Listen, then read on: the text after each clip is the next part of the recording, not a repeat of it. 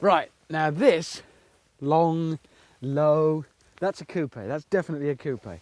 This one, now this, you see that's a hatchback. No, I think that's a coupe. No, it's a hatch. No, it's definitely a... Oh! It is a bit borderline though, isn't it? A coupe or hatch. More of that later. This though is the new blown version of the Astra Coupe from Vauxhall. 2-litre engine, best part of 190 brake horsepower and a turbo.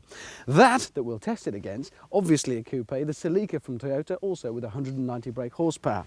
Two new pepped up versions of coupes that have been out for a while.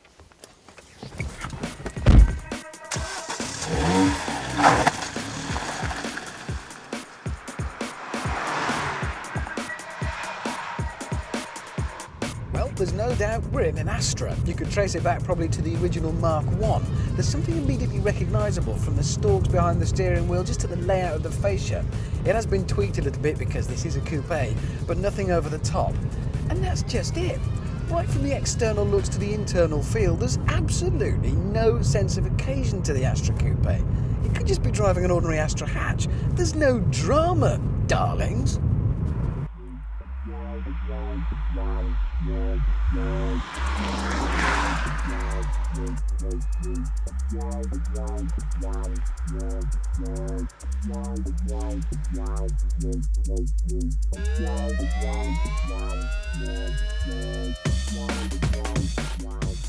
One old friend familiar to all drivers of even vaguely warm Astras of the past is torque steer. As soon as you pull away, the wheel is wrestling in your hands as the thing tries to climb a tree on alternative sides of the road. I don't know why, it always seems to be now. It's as though they've deliberately left it. I have a theory that it's because there's a certain brand of customer, maybe for some of the warmer versions of the Astra, that likes that feeling. They like to wrestle with the steering wheel. Outside, all is calm. But inside, I'm a racing driver, me. Oh. Do you know what I mean? All effort, no go. It's no piece of technical genius, the Astra Coupe. Even in this blown version, there's nothing particularly clever or new about it. It does have a fly-by-wire throttle, which is, I believe, a first for a car under 20-odd thousand pounds. But who cares? I'm really not interested. I can't even see the thing. I'm going to tell people. I've got fly-by-wire throttle, you know. I'm not bothered.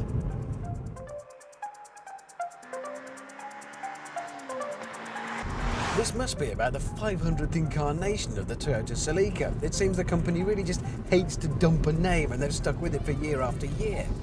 And for two cars that are supposedly in the same class, this and the Astra couldn't be more different.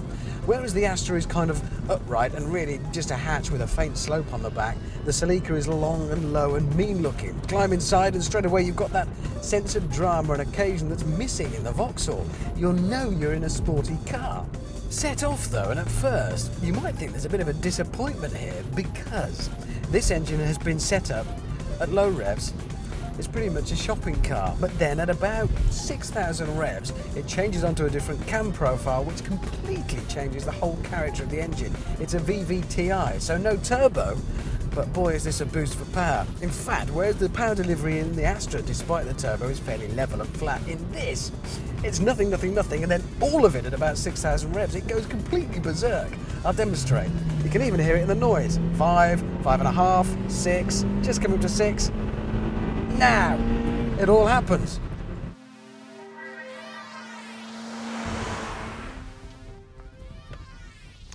If you do decide to buy into that whole coupe thing, you've got to be prepared to make compromises. But I reckon that those compromises should be on interior accommodation in favour of a chassis that can handle power, performance and handling. But in the case of the Astra, it's the other way round. That handling and performance and power are all compromised by the accommodation for 4 people. In the case of the Celica, well, it might look a bit quirky and it might be a bit of an effort to keep rowing the thing along at speed, but it is at least a proper coupe. But we would offer a further compromise, and that would be this car with that car's engine. Then you might be getting somewhere.